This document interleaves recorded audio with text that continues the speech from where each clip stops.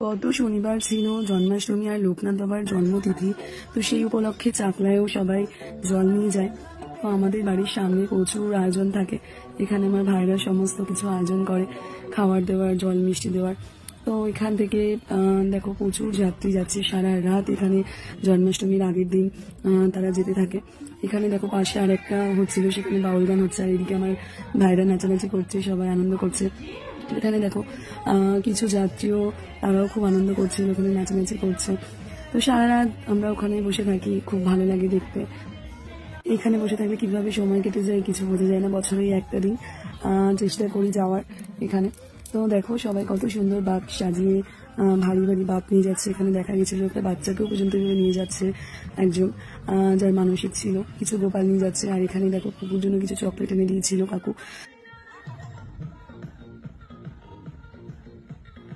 কুকুর আর মা সবাইকে চকলেট দিচ্ছিল বাচ্চাদের। দেখো ও তো খুব আনন্দ করছিল, প্রত্যেক বছরও চকলেট দেয়। দেখ কত লোক যাচ্ছে এখনো পর্যন্ত, মানে এগুলো শেষ নেই, একটা যাচ্ছে আর একটা আসছে। তো দারুণ আনন্দ হচ্ছিল। এরপর দেখো কুকুর টায়ার্ড হয়ে পড়েছে, ঘুমিয়ে পড়লো। তখনও দেখো কি পরিমাণ মানুষ যাচ্ছে, দেখে মনে হবে সন্ধ্যা 6টা কি 7টা বাজে।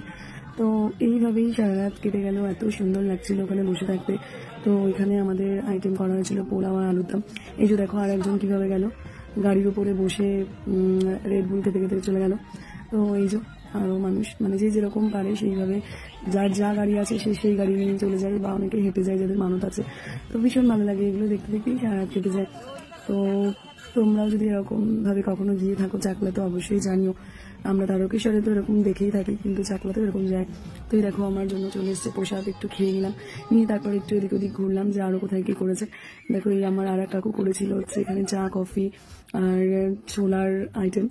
সেখানে আমরা খাওয়া দাওয়া করে আমাদেরও প্রোগ্রাম শেষ এদিকে। তারপর প্রায় ভোর হতে চললো। এই যে দেখতে পাচ্ছ সব ফাঁকা, শেষ। এই দিন জন্মাষ্টমী, এই দিন সবার ফেরার পালা। এই দেখছো সবাই ফিরছে।